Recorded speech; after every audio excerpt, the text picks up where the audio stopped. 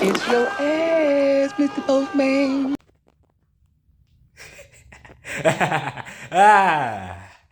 We on that ass, Axel. We coming for that ass, Axel. We coming for that ass, Axel. Pause. It sounds kind of sus, but I don't care. We coming for that ass, Axel.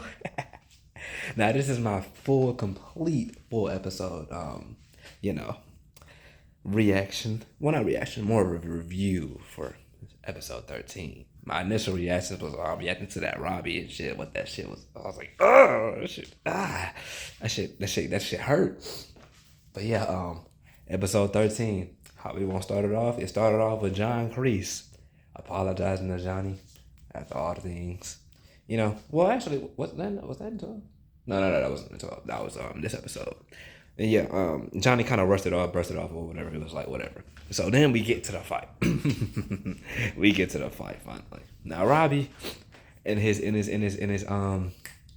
in his head a little bit, like, I don't know, I'm still not sure if I can do it, but he still ends up scoring, I think, 3 points on Axel, and Axel, I think, scored like 6 or something like that. I don't remember what happens in the next part or some shit like that. I think Axel scored 5 and Robbie scored 3. I don't really remember, but regardless of the scores, he was like just pretty much talking to his senseis after the first round concluded. Then we gave some actual good advice, and that shit, you know what I'm saying? I was like, oh yeah, and then after he gave him that advice, Robbie was locked in. I was like, oh yeah, this is the Robbie that's you know what I'm saying? He was pretty much saying like he adapts and stuff like that, but like this is a Robbie that fully adapt. He adapting to Axel, and he ready to dog it out with him. He ready to fight, bro. He primed up. I'm like, this is what he would have been in season 1 if he was fully healed and didn't have that arm injury. And I don't want to say it, but he could have won against Miguel. Like that's the thing I was looking at. I was like, yeah, he's in that mode. And Axel like, well, Sensei more like, what are you doing? You letting this nigga hit you? Don't let this nigga hit you. He smacked him and shit like that. Axel like, okay, changing up. You know what I'm saying? And also in the fight, Axel also did change up his style a little bit. So that kind of threw Robbie off. That's what got him those 3 points in the first place. And then after he changed his style, it kind of threw him off. But then you get to the second round, right? Second round, they scrapping, they going in and at it, bop, bop, bop, you know, type shit, you know. But, you know, Robbie, you know what I'm saying, getting a few hits in, got about 2. Then Axel, you know what I'm saying, was also, you know what I'm saying, still, you know, keeping up. And I think Robbie had got like 3 points. And then Axel, you know what I'm saying, got his. Robbie got his. And then Axel got his. Well, no, Robbie got the last hit. And then Robbie got that last hit with that kick. Oh, yeah, nigga. He had that last kick on him. So then they tied, like they both got like 5 points. So then that's when Robbie was, you know what I'm saying, he was getting in the, you know, he was getting in the thick of it. He was getting ready. He was like, yeah, okay, I'm ready now. Fuck it. I can actually win this shit. But then the Sensei Wolf, talked to the nigga like, hey, come here real quick. Like you taking too many hits, my nigga. You gonna have to break this nigga leg real quick. And that's like for real? Like why I wanna do that? And it's like, just do it, little nigga, okay? Alright. I'm the sensei, listen to me, my nigga. Okay, I know what I'm doing. And so, with the bullshit that it is, they get into the second round. I mean the last round, the third round, I think it's the last round. I'm really still not sure how the point system really even works. Is it on 3 rounds? I think it's 3 rounds. But yeah. So they get into the fight, you know what I'm saying? It's the same old. Robbie getting in his stance, Axel getting in his stance. They both, you know what I'm saying, hurrying up, they throwing punches, you know what I'm saying, no points really. But then Axel grabs him, turns him, and that's when they got to the leg part. I was like, damn. So yeah, bro, you already know Robbie up out of the fight. So that's bullshit. You already know Miguel was ready to get at that nigga. Miguel was ready, he was right there. He was ready to get up on that nigga. Everybody else kind of like, and then also even Johnny looked at him like, oh, okay, so it was you. I'm gonna have to deal with you too. I'm gonna have to deal with you. But we get to the medical staff or whatever. They pretty much saying Robbie can't fight, and like everybody like this bullshit, and like Daniel even tried to get chosen to do that thing that Mr. Miyagi did to him. But it's like that's different because like with you, it was just like a temporary injury. This is a whole broken knee. Like you can't really do that. And it's like fuck. And Daniel pissed. Everybody really pissed, to be honest. And Robbie had the mature response and had a good. I was actually like proud of like Robbie, like no bullshit. I was actually proud of him. He actually gave a good response, and he was like, "I'm good." But you know what I'm saying? He just wanted some time alone. And Tori, I ain't gonna lie, Tori, you need to wipe that, Robbie, and give that because she was ready. She was armed and ready. She said, "Fuck it, I'll murder them whole niggas if you want." Hey, she pretty much said it. She said, "I'll murder them niggas." Like, fuck it, what you want to do? And no, I mean, shit, what you want? The Glock, shit, the Beretta, the AK, shit, I'll get a fucking bazooka if I got to. I mean, shit, if you look, shit, if you want to cause a nigga smart, fuck it, I'm with it. Hey, shit, look. And the crazy thing is like Robbie didn't even want all that, bro. He didn't even want all the smoke like that, bro. He was just like, look, I gained a lot of stuff from this karate. I gained a family, I gained some friends, I gained my dad back. I gained a lot from this karate stuff, and I'm okay with it. It's like, yeah, I lost, but and it sucks that people are not gonna know the potential of what I could have did out there, but I know my potential, and that was a great ass response. I actually felt proud. Johnny said he was proud too, because he was talking to Johnny when he said that, and Johnny felt proud, and I felt proud as well, because I was like, that was a good ass response, and a really mature response. But knowing me, I'm like, look, I'm okay with losing. I'm cool. But the way I be losing be like pissing me off like sometimes. That shit, the way that I lost, the way that I went out, I would have just said fuck it. Cause he all about peace and prosperity. I'm more on the murder. I'm on that. I'm on that tip, to be honest.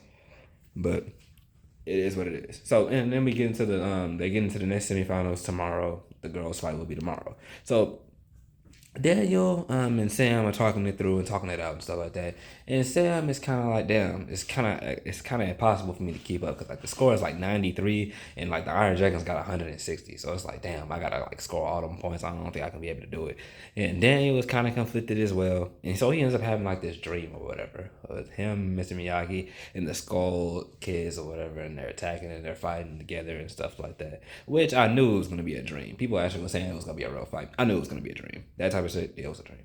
But yeah, pretty much Miyagi gives him like an answer. Like it's always the answer is all like Daniel's asking like, why did you leave with so many unanswered questions? And you know what I'm saying, like left just so sudden and with, you know what I'm saying, like, you know, with his past and stuff. And Miyagi pretty much saying like the answers is always inside of you, bro. What that means, we'll get to that later. But yeah, so Daniel wakes up and he comes with a good answer after Sam pretty much says, I don't want to fight anymore. I'm not gonna fight in the second or whatever. And she was saying like, I know you're probably upset with me, and you know what I'm saying, and disappointed. And Daniel was like, no, I'm not upset at all. Look, the whole point of teaching karate and teaching people how to fight anyway is literally to not fight. So if you don't want to fight, that's cool with me. You know what I'm saying? The answer is always inside of you of what you want to do. So Sam is not gonna participate. Johnny not really feeling that answer because it's like, yeah, that may work for you, Robbie, and Sam, but that don't work for me. Like, look, everybody has their different ways, and clearly Johnny and Daniel always have a different way. Johnny's way is fighting, so that's all he's known. So it makes sense why he would feel that way. But then he also saw John Kreese, and he pretty much stops him like, why did you like stop me that day, like in the car, like what was all that bullshit for? And John was just like, I was just there to sincerely apologize. That's just it. And there was a lot of things that I did wrong, and I'm not expecting you to forgive me or anything like that. And I'm just here to say my piece, and you know what I'm saying, just get on, you know what I'm saying, and step aside. And Johnny is like, I'm not gonna forgive you, and it's like, bro, like pretty much saying that like that the moment where he needed him the most at that time, the reason why like he's holding all of this, like, you know what I'm saying, animosity towards Kreese is because he looked up to Kreese. He looked at him like a father. In like the time where like he literally needed him the most, which is that time where he actually, when he lost and he took the second place and he broke his trophy and he choked him out and shit. That was the time where he needed him the most and he failed him at it. So Johnny ended up breaking down, and John ended up also breaking down too, and they ended up hugging. He tried to hug Johnny at first, but like Johnny kind of shrugged him off, but then he started, you know what I'm saying, breaking down, and then that's when they gave into a hug. And then John was like, I can't change the past, and I wish there was something that I could do. And Johnny thought of one last thing that he could do. If you really want to, you know, subside all that, there's this one thing you can do. So they get to the tournament. They say in the semifinals, Sam's not going to be fighting. And they pretty much, the Iron Dragons thought they had it won. You know what I'm saying? AXEL was going to win. And all Zara had to fight was Tori. And even, regardless if Tori even wins or Zara even wins, Iron Dragons win. So that's pretty much it. That's how they thought about it. But wait.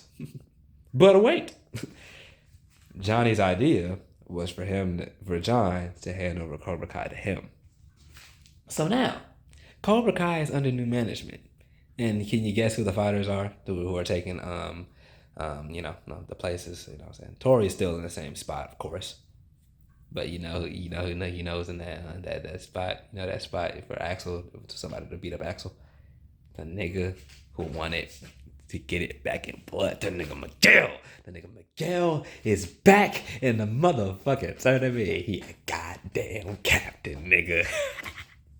So that's why I was like, hey, you thought it was over? You thought it was over? Nah, it's not over yet, my nigga. It ain't over yet. You gotta go through me now, buddy. You gotta go through me now, buddy. Hey, look, I'm not. look.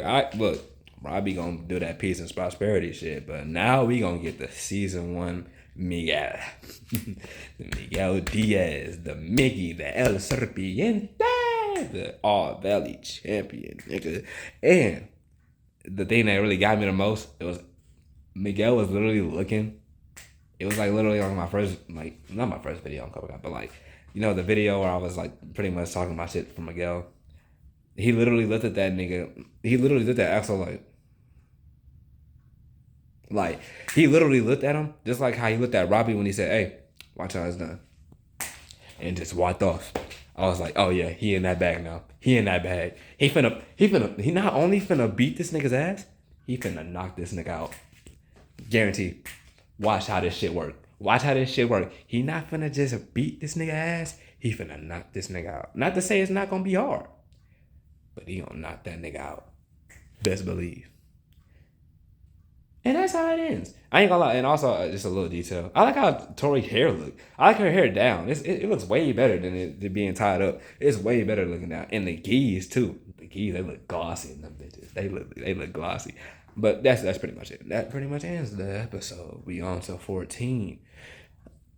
Now, how am I gonna do 14? I'm gonna do the last episode as a reaction. But I may just react to 14 on my own. But I'm gonna give y'all my thoughts, just like I've been giving y'all these right now. So that's gonna be it. Deuces.